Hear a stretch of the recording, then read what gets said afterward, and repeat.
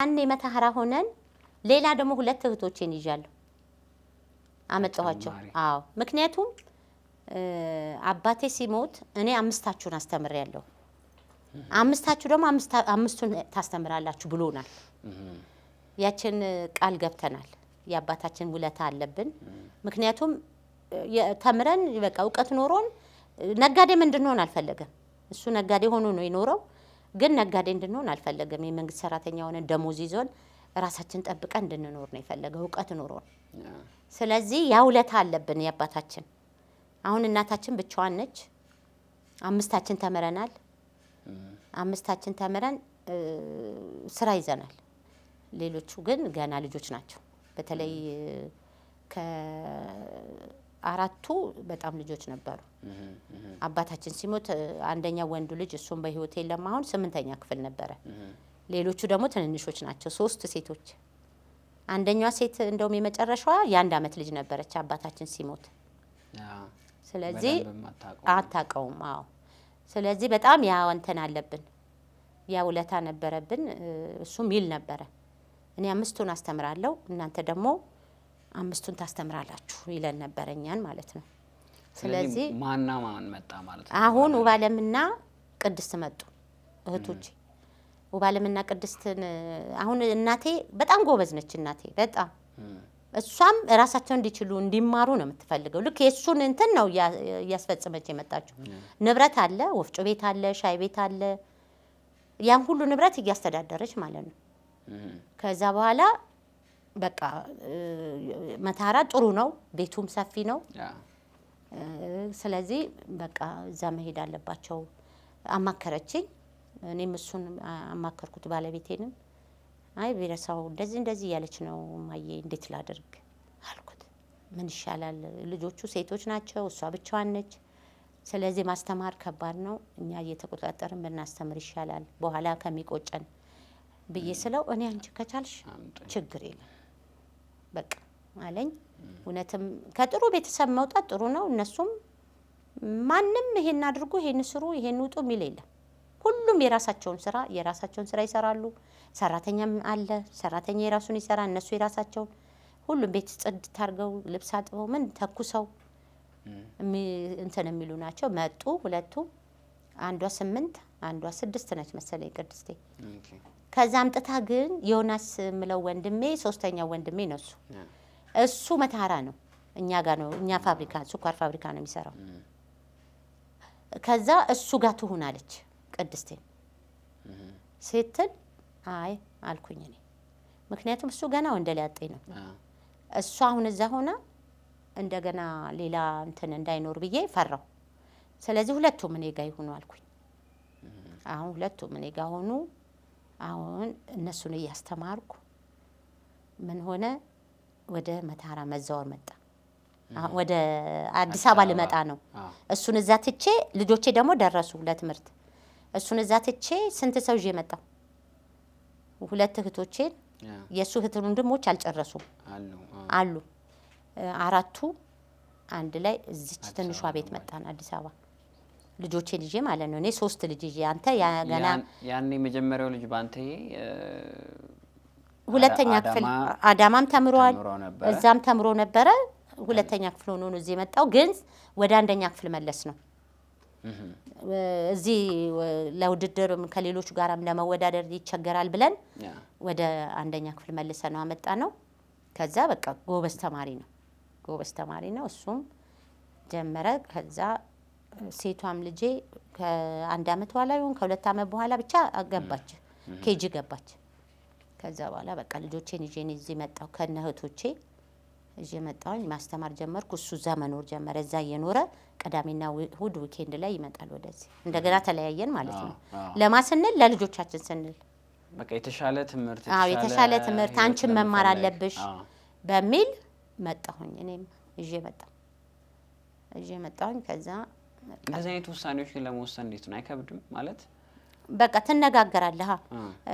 አንደኛ አብረን እንነጋገራለን እናሱ።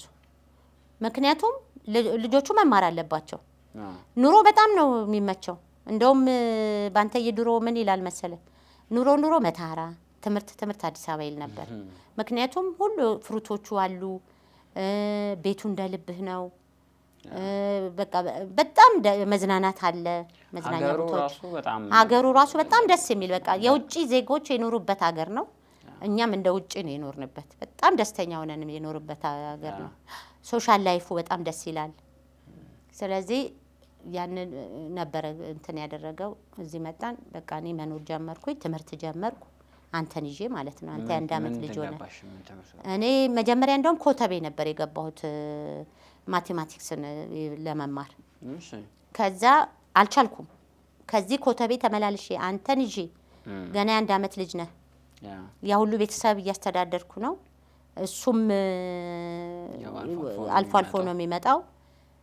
ስለዚህ ትንሽ ከበደኝ። አንዱን አመት በቃ የተወሰነ ጊዜ ተማርኩና ሁለተኛ መንፈቅ አመት ላይ ተውኩት። ፈልገሽ ነው የገባሽው ማቴማቲክስ ወይስ? ያው ፊልድ የለም ኮተቤ ስትሄድ ቲቺንግ ነው ያለው። ሌሎች ፊልዶችንም ተወዳድሬ ነበር፣ አልተሳካልኝም።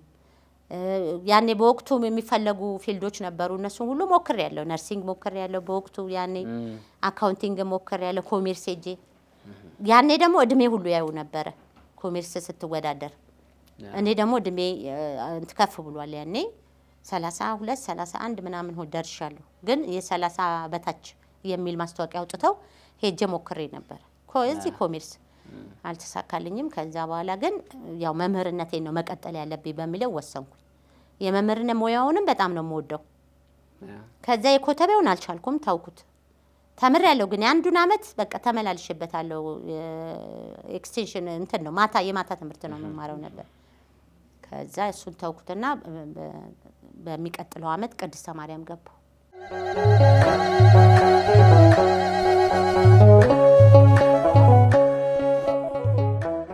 ቅድስተ ማርያም ትምህርት ቤት ያው ከመታራ መጣሁ።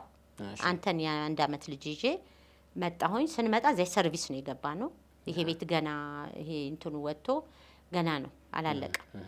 ከዛ እዛ ስንገባ እኔ 3 ልጆቼን ይዤ ሰራተኛ ይዤ 2 እህቶቼን ጨምሬ ነው የመጣሁት።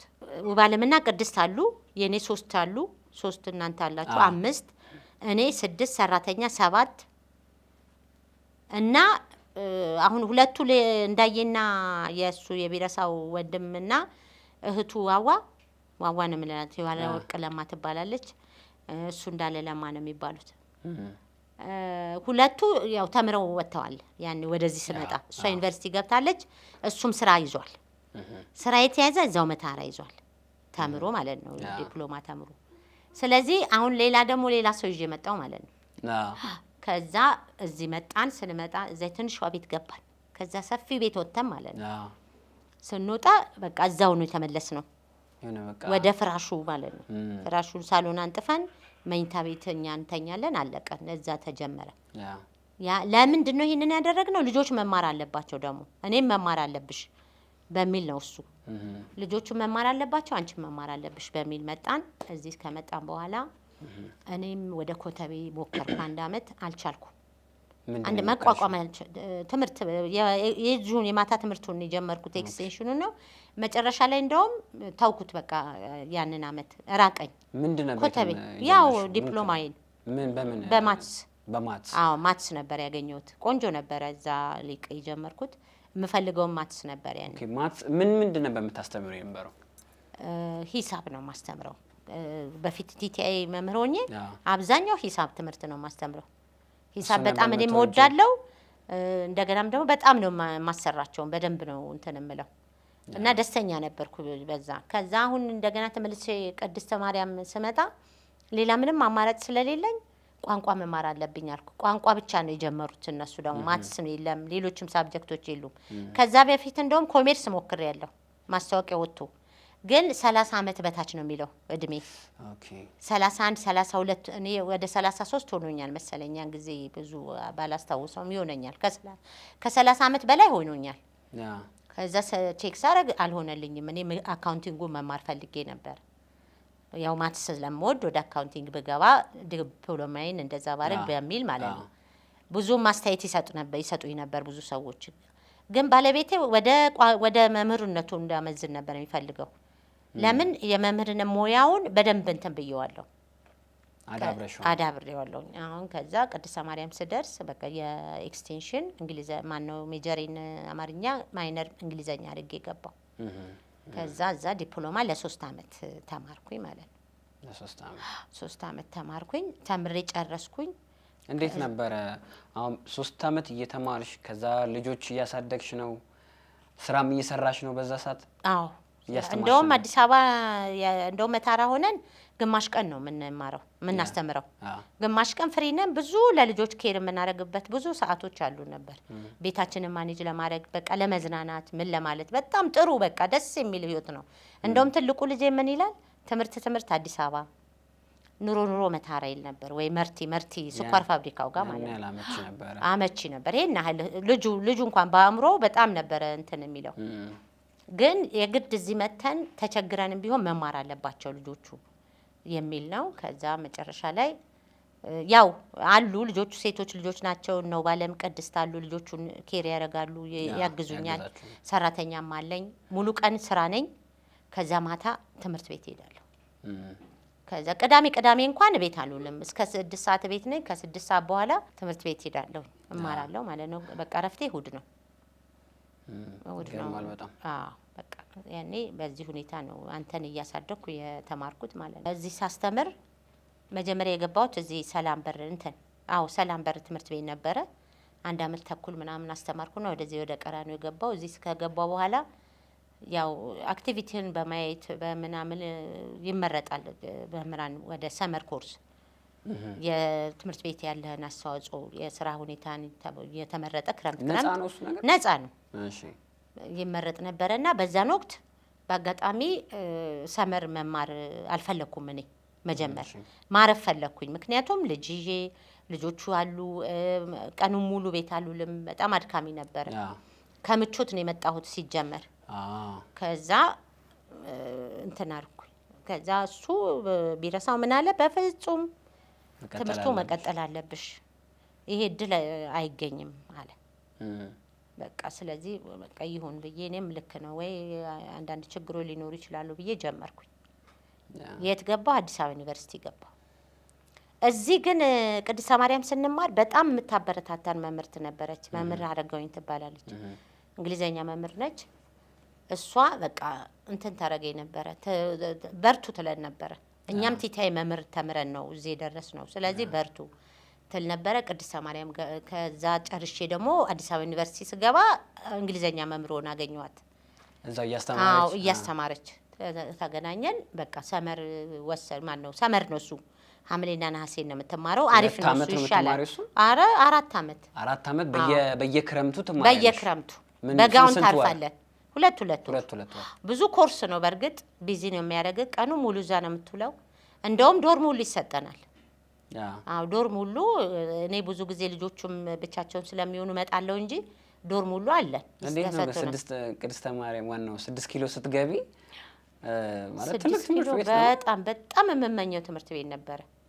6 ኪሎ ገብቶ መማር በጣም በቃ ያስደስታል። በጣም እድሉን በጣም ነው ደስታ የተሰማኝ። ምክንያቱም ስመኘው የነበረ ነገር ነበረ። ብዙ ጊዜ መማርን ፈልጌ ነው ደግሞ የመጣሁት። እኔም መማር አለብኝ፣ ልጆቼም መማር አለባቸው በሚለው ከባለቤቴ ጋር ተስማምተን ነው የመጣ ነው። ከዛ እዛ ጀመርኩ ክረምቱን በቃ እየተማርኩኝ 4ኛ አመት ስደርስ ግን የመጨረሻዋን ልጄን አረገዝኩኝ።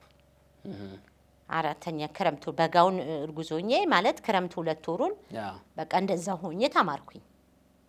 በቃ ስለዚህ ስራው ከዛ ልጆቹ መጠበቅ ሊሆን ይችላል። ከዛ ትምህርቱ አሁን ለምሳሌ በእኔና በታናሼ አሁን በተረገዘችው መካከል 8 አመት ልዩነት ነው ያለው።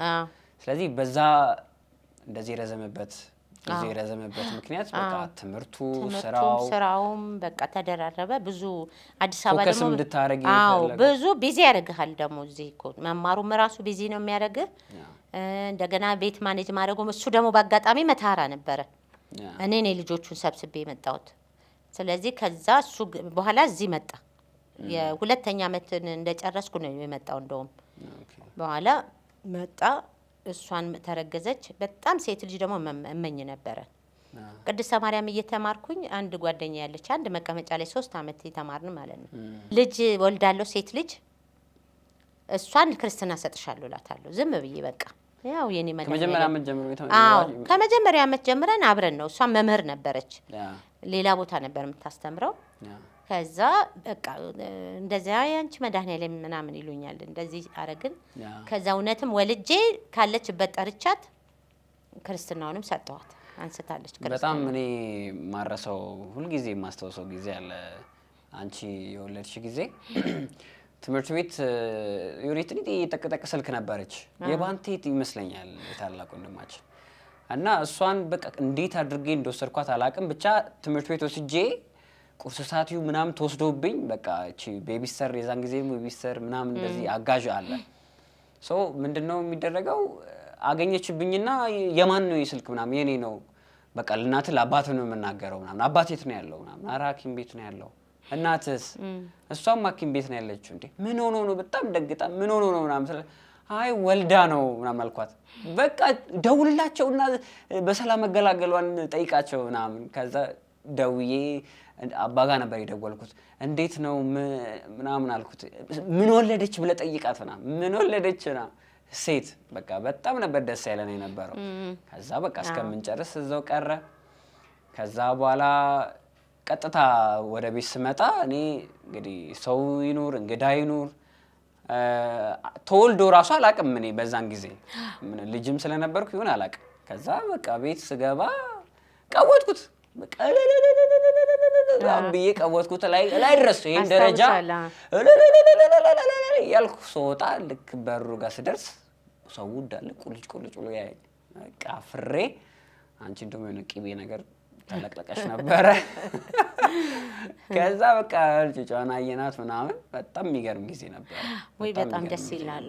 መውለድ በጣም ደስ ስለሚል በቃ እሷ ደግሞ በጣም ፈልጊያት ነው የወለድኳት። በጣም አንድ ሴት ልጅ መውለድ በጣም ፈልግ ነበረ። ምክንያቱም ሴቷን ልጅ ምን ይሉ ነበር አሁን እንትን ያልኩት የቢረሳው አባት እቺ ልጅ ብቻዋን አስቀረሻት ይሉኝ ነበር። ኦኬ ስኖትን ማለት ነው። ብቻዋን ቀረች ለምንድን ነው የማትወልጁ ጠይቂያቸው ለምንድን ነው የማይወልዱት ሆነ ብለው እኮ ነው ምናምን ይላሉ እሳቸው ብዙ ጊዜና ከዛ በኋላም ራሱ በጣም እንትን እላለሁ። እሱ እንኳን ብዙ ወደ ትምህርቱ እንዳመዝን ስለሚፈልግ ብዙም አንተን አላለኝም። ግን እኔ እፈልጋለሁ እንደምወልድም በቃ እግዚአብሔርን አምኜዋለሁ። በቃ የሚሰጠኝም ሴት ልጅ ነው ብዬ ነው የማምነው። ስንት ልጅ ነበር መወልድ የምትፈልጊው የነበረው? እኔ ወደ 6 ልጅ በወልድ ደስ ይለኝ ነበር። ግን ያው መታራ በሆነ ወልድ ነበር። አዲስ አበባ መጥቼ እኔ ማማር ሆነ ልጆቼ ማስተማር ሆነ ቤተሰብ ኃላፊነት አለ። ስለዚህ አሁን ስንት ሆናችሁ ማለት ነው በዛን ሰዓት ላይ? እዚህ ተመልሰን እዚህ ስንመጣ አዎ 2 እህቶቼ አሉ ውባለምና ቅድስት። ዋዋው ዩኒቨርሲቲ ገባች እንዳየ እንትን ዲፕሎማውን ተምሮ እዛው መታራ ስራ ያዘ። ውብዬ ደግሞ ከውብዬ የምንለው ወንድማችን አሁን አረፈ ያልኩ በህይወት የለም አሁን ያልኩ ምንድነው ያደረገው ያኔ ከኛ ጋር ነበር እዚህ የመጀመሪያው ዙር ጊዜ እኛ ጋር ይመጣል አንድ ዘመድ ጋር ያርፋል ይሄዳል እንደዚህ በሆነ ነው የተማረው። ከዛ የኔ ባለቤት ነው ስራ ያስያዘው እዚህ መታራ ወስዶ መታራ አብረን ስንኖር ነበር። አብሮ ሄዶ እዛ ስራ ይዞ አብረን እንኖር ነበር እና ደሞዙ ትንሽ ነች 500 ምናምን ነው መሰለኝ የሚያገኘው። ያኔ ደግሞ ምንም ችግር የለም ቤት ኪራይ የለብንም መብራት የለ ውሃ የለ ኪራይ ምን ከፍለው ነገር የለም። መብላት መጠጣት መዝናናት ነው በቃ። እና ክሬዲት አሶሲዬሽን የሚባል በየወሩ ክሬዲት እንትን ሴቭ ታረግና ከዛ በኋላ ነው እየወሰርክ ይሄን ቤት ራሱ ይሰራል። ከየት ነው የምትወስጂው? ከራሱ ሱካር ፋብሪካው ድርጅቱ ራሱ አባላት አሉት በደንብ የተዋቀረ ነው በቃ። ኮሚቴ ያለው ምን ያለው ብር በየወሩ እንትን ታረጋለህ ብድር ይሰጣል። እየተበደርን ነው እየመጣን እንትን የምናረገውና ከዛ ያችን 50 ብር ይሰጠኝ ነበር ያኔ። ልጁ በጣም የሚሰጥ ልጅ ነው በቃ። ድሮም ከእግዚአብሔር መሰጠት እኮ ካልሰጠሽ አሰጪም ይላል እሱ ራሱ። እና መሰጠትን የሰጠ ነው ያገኘ ልጅ ነውና በጣም ብዙ አግዞኛል። ብዙ በቃ ልጆቼ ከደረሱ በኋላ ነው ሀብታም ሆነ ተምሮ ለምሳሌ እዛ መታራ እንደሆነ እኔ ደግሞ ወደዚህ ስመጣ እዚህ አምጥቶ ሚስት ቡሽ አስገባው። ይኸው ቢረሳው ማለት ነው። አስገባው እዛ። ጥሩ ነው ልጁ፣ በጣም ጎበዝ ነው፣ ትሁት ነው፣ ሰው አክባሪ ነው፣ ራሱን ዝቅ አድርጎ ነው የሚኖረው። በቃ ቢሮ ገብተው ጽዳት ካልተጸዳ ቤቱን አጽድቶ የሚሰራ ልጅ ነበር። ለኛ ራሱ በቃ ባገኘው አጋጣሚ ብዙ ነገር እንደሚያመጣልን አውቃለሁ። በጣም ልብስ እንዴ በቃ ፎቶኮፒ ያደርጋል። ምን በቃ የማይሰራው ስራ የለም። እና ከዛ አንስቶ እዛ ሚስት ቡሽ ያለው ሰውዬ ከሌሎች ከፈረንጆች ጋር ነው ያገናኘው። እነሱ ደግሞ ብዙ እንትን አላቸው፣ ፋብሪካ አላቸው፣ የጠጠር ሁሉ መፍጫ እንትን አላቸው። እንትን ነው ኤክስፖርት የሚያደርጉት ይሄ ግመልና ከብቶች፣ ያንን ኤክስፖርት ያደርጋል። አካውንቲንግ ነው የተማረው። ከዛ እነሱ በጣም በቃ ብዙ ነገር ነው ያደረጉለት ለሱም፣ እሱ ደግሞ ለኛ ብዙ ነገር ነው ያደረገልን። በጣም በቃ በጣም ያገዘን ልጅ ነው። እና ለራሱ ግን ያው ጓደኛ የለውም፣ ለኛም ህይወቱን አያማክረንም። ምንድነው ማለት ምን መሆን ነበረበት ብለሽ ታስቢ ነበር? እኔ ምንድነው ጓደኛ ቢኖረው ለቤተሰቡ የራሱን ህይወት ቢያማክር። አሁን እሱ ለሰው ነው የኖረው። በቃ ስለኛ ቤተሰብ፣ ስለኛ ቤት፣ ስለናቴ፣ ስለ ሀገር ቤት ላሉ በቃ ምስኪን ደሃዎች በቃ ሲሞት ነው ያወቅነው እኛ። በቃ እና እንደዛ ቢያንስ ቀርበነው ብናወያየው፣ ቀርበነው እንትን ብንል ኖሮ፣ ሀሳቡን ብንካፈል ኖሮ ላይሞትም ይችል ነበር ነው። ግን ያው የእግዚአብሔር ፍቃድ ሆኖ ድንገት ነው የሞተው። ድንገት አክስታችን ታማ ሲያስታምም ከርሞ እሷ በሄደች በ3 ቀን እሱ ሞተ። ኦፕሬሽን ሁሉ ሆና ምናምን ማለት ነው። እና ውብዬ በጣም እንግዲህ ያው ነፍሱን በገነት ያግባው። አዎ ያው እንቀበለዋለን እኛ። እግዚአብሔር ለበጎ ሊሆን ይችላል ያደረገለት የሚል ነው እንትን የምንለው። ግን እስቲል አሁን እናቴ የምትኖረው በሱ ንብረት ነው። በቃ ቤቱን መኖር አለብኝ ብላ የሷን ቤት የሱ ሊሰራውን ቤት የኖረችበት አልፎም አሁንም እስቲል እንትን እያለ ነው ማለት ትችላለህ። በቃ አሁን ከላይ ጀምሮ ህይወትሽን ስናየው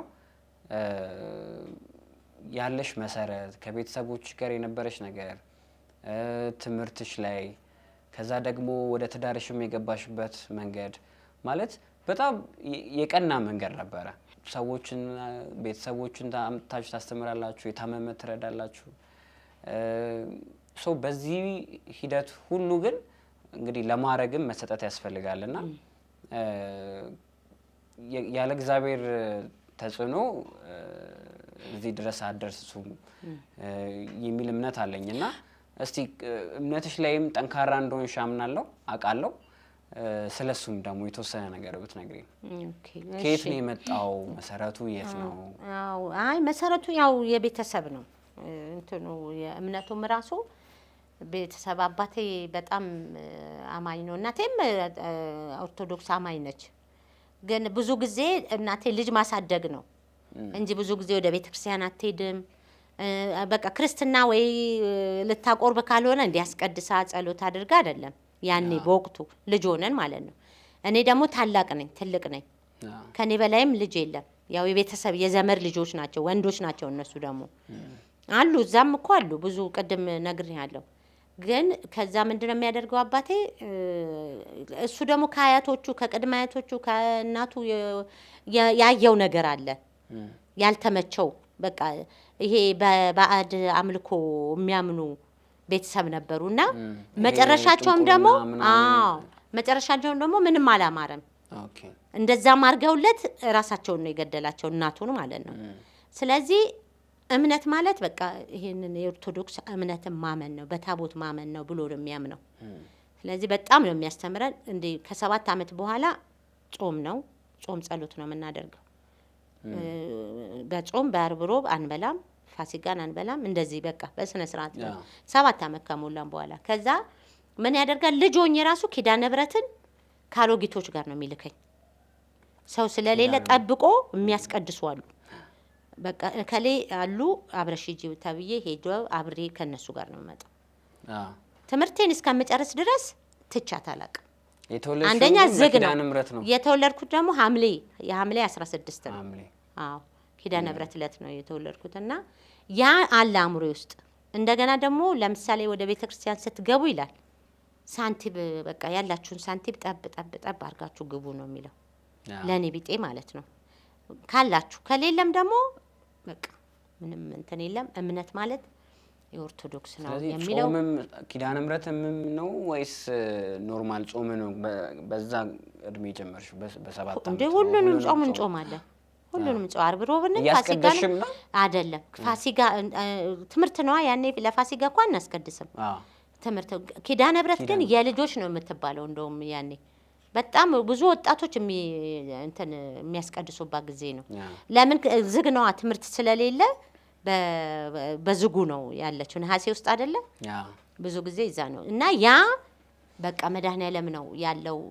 ታቦቱ እዛ በሄድኩበት በሙሉ ደግሞ አጥቤ መድኃኔዓለም ነው የሚሆነው መታራም ስገባ የመጀመሪያ ጮሌ ስገባ ራሱ ጮሌ መድኃኔዓለም ነው ፍለፊት ያለው ጮሌ ስገባ ከጮሌ መጥቼ መታራም ስገባ መድኃኔዓለም ነው ያለው እዚህም ስገባ መድኃኔዓለም አለ ስለዚህ እኔ መድኃኔዓለም በሄድኩበት ካለ ለምን ያረግልኛል ብዬ ነው የማስበው ስለዚህ ሴት ልጅ እንደምወልድ ክርስትና እንደምሰጣት ሁሉ ያወራሁት ገና ከ5 ከ6 አመት በፊት ነው ለልጅቷ የነገርኳት እና ብዙ አብረውኝ ያሉ ፕሮቴስታንቶች ጓደኞቼ የገነት መድኃኔዓለም ብቻ ነው የሚያውቀው ይላሉ ለምን በቃ ማራለው አልኩኝ ተዛውሬ ገባለሁ አዲስ አበባ በቃ ገብቼ ልጆቼን ማስተማር አለብኝ የኔ መድኃኔዓለም ነው የሚያውቀው እሱ ሆነ በል ቀጠልኩ ደግሞ ሴት ልጅ ወለድኩ ትምህርቴን ተማርኩ ይሄ ሁሉ ነገራቸው በቃ እንትን ያረጋል እና ካፌ ላይም አይጠፋም የኔ መድኃኔዓለም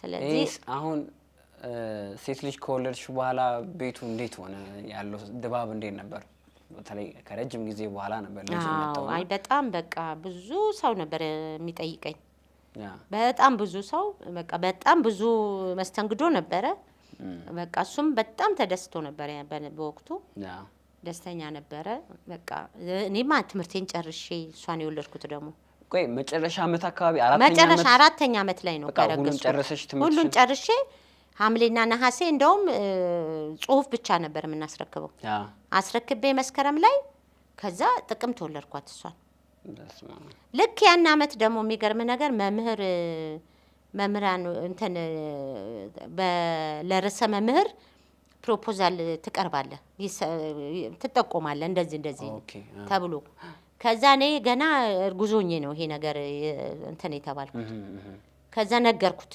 ቢራሳው እንደዚህ ይያሉ ማን ነው ይጠቆመሽ እዛው አሉ ሱፐርቫይዘር አለ የት ምሳሪበት እዛው ቀራኒው ሰራ ማለት ሳስተምር አዎ ይሄ እንትን ሰራለሁ በቃ ክበባት ሰራለሁ በቃ ማልሰራው ነገር የለም የዲፓርትመንት ኃላፊ ሆኜ ሰራለሁ በቃ እሱ ስራ ከገባው ስራዬን ነው ስቲል እስካሁን ድረስ ማለት ነው ይሄ ገባ ወጣ ምናምን አልችልበትም በቃ በተለይ በጣም ብዙ ሰው የስራ ላይ ያለሽ አቋም በተለይ ቤት ውስጥ የሆነ የሚሰራ ስራ ካለ እንደዚህ እንስራት ያለሽ ከዛ በኋላ እነሱ ወይ እኛ ወይ ምን ተው ከሆነ ራስሽ ገብተሽ መሰሪበት አጋጣሚ ያለና የስራ ላይ ያለሽ አቋም እሱ ነው እሱ ነው ያየሰው እንደውም ራሱ ዲግሪን ሲጀምር እኮ ሁለተኛ አመት ነው ሶስተኛ አመት ላይ እሱን ታይና የርዕሰ መምህርነትን ሙያ ተማሪ ነበር ያሉኝ ፔዳም ይባላል ፔዳጎጂ ተማሪ ብለው ነበር እኔ ግን ያው የጀመርኩ 2 አመት ቆይቻለሁ አይ በዙ ነው መቀጠለው ብዬ ተማርኩኝ ግን በትምህርቱንም ባለማረም ብዙ ልምዶች ስላሉኝ ርዕሰ መምህርነቱን እንደዚህ ብለውኛል እንዴት ላድርግ አልኩት መጣውና ቢራሳው እንዲህ ብለውኛል እና ምንድነው ምን ላድርግ አሁን አንደኛ እርጉዝ ነኝ ገና ወደፊት ነው የምወልደው ስለዚህ ምንድነው አልኩት ስለው አይ በቃ እኔ ለልጅ ያለ ለብቻ ልጅ ሰራተኛ ቀጥረልሻለሁ ቤት ውስጥ ሰራተኛ ይኖራል ስለዚህ አንቺ ቀጥ የምትፈልጊውን አድርጊ ያለኝ ይሄ ነገሮቹ በጣም ነው እንትን የሚለኝና ከዛ ገባው የርዕሰ መምህርነቱን አዎ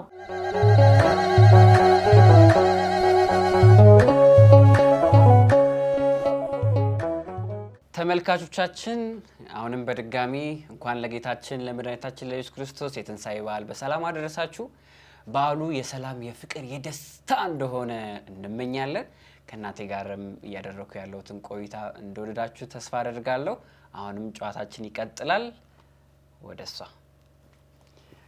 ስለዚህ አሁን ርዕሰ መምህር ስትሆኚ መጀመሪያ ዜናው የደረሰሽ መች ነው ወይ ደግሞ ያወቅሽ? ክረምት ነው ልክ ዲግሪን እንደጨረስኩ ማለት ነው። ዲግሪን የጨረስኩበት አመት 2001 ለ2002 ክረምቱ ማለት ነው። አምሌና ነሐሴ ጨርሼ ከዛ ክረምቱን ነው የጠየቁኝ። ያኔ በፈተና በምናም ሳይሆን ባለህ የስራ ልምድና የአክቲቪቲ ነው ፕሮፖዝ ተደርገህ ነው እንትን የምታደርገው። ስጠየቅ ቀጥታ ቆይ ተማክሬ ነው ከባለቤቴ ጋር። ምክንያቱም አንደኛ እርጉዝ ነኝ፣ ሁለተኛ ኃላፊነት ነው ቻሌንጅ እንዳይገጥመኝ ብዬ አማከርኩት ለሱ። ሳማክረው ምንም ችግር የለም እኔ ለልጄ ሞግዚት እቀጥራለሁ፣ ሰራተኛ እንቀጥራለን፣ ምንም ችግር የለም መቀጠል ትችያለሽ አለኝ። እሺ አልኳቸው። በቃ ገባሁኝ። መስከረም ጀመርኩ። መስከረም እንደጀመርኩኝ ያለውን ነገር በቃ ስራውን ጀምሬ እየሰራው እያለሁ ነው እንደው ብዙዎቹ አሁን እርጉዞና ገብታ እንዴ ሊሆን ነው ምናምን የሚል ነገሮች ሁሉ ነበሩ። ያኔ 45 ቀን ነው የምናርፈው፣ እንደው 3 ወር የሚባለው በኋላ ነው የመጣው። ከዛ ለዛች ለ45 ቀን ማለት ነው አይ በዋና ርዕሰ መምህር ይሸፈናል። እሷም እኔ መማር ማስተማሩ ላይ ነው የሆንኩት ምክትል ሆኜ ማለት ነው። ስራ አሁን ለምሳሌ በየጊዜው አዳዲስ ቢሮዎች ትቀይራለሽ፣ አዳዲስ ስራዎችን ነው የምትሰሪው፣ ለስራው አዲስ ነው የምትሆኚው እና እንዴት ነው መላመድ የሚቻለው? አዲስ ነገር መሞከር አያስፈራም ወይስ? መጀመሪያ እንደውም ለውጥ ነው አዲስ ነገር እንትን ማድረጉ ለውጥ ነው። ምክንያቱም እኛ አሁን እኔ በመምህርነት ሙያውን በጣም እየወደድኩት ነው የመጣሁት። በኋላ እንደውም ወደ ርዕሰ መምህርነትም የገባሁበት ምክንያት ለውጥ ፈልጌ ነው። በቃ የተሻለ እንደገና ደግሞ ትንሽ ከፍ ብዬ የራሴን ልምዶቼን አካብቼ ምንድነው በቃ ትንሽ የተሻለ መሆን አለብኝ ብዬ ነው እንትን ያደረኩትና እዛ ገባሁኝ። ብዙዎቹ እንደውም ጓደኞቼ ራሱ እንዴት በቃ አስተምረሽ ወደ ቤትሽ ብትገቢ አይሻልሽም ወይ? ምክንያቱም እረፍት አለው አስተማሪነት። 3 ፔሪድም 4 ፔሪድ ሰርተ ወደ ቤት መምጣት ይቻላል። ርዕሰ መምህር ከሆንክ ግን ከ1 ተኩል እስከ 9 ተኩል ማታም ድረስ ማታ 11 ሰዓት ተኩልም የማታ ትምህርትም አስተምረ ነው የምትገባው ወደ ቤት። ጫናም ይኖረዋል ሲሉኝ አይ እኔ በቃ ወደ 20 አመት ምናምን መምህርነት ሰርቼ ነበር በዛን ወቅት። 20 አመት በቃ ቤት ወጥ ስሰራ ምን ስል ልጆች ሲያሳድግ ነው እንትን ያልኩት። አሁን ደግሞ እስኪ ኃላፊነቱን ልያው ብዬ ነው መልስ የሰጠዋቸው። አሁን ድረስ ያነሳሉ።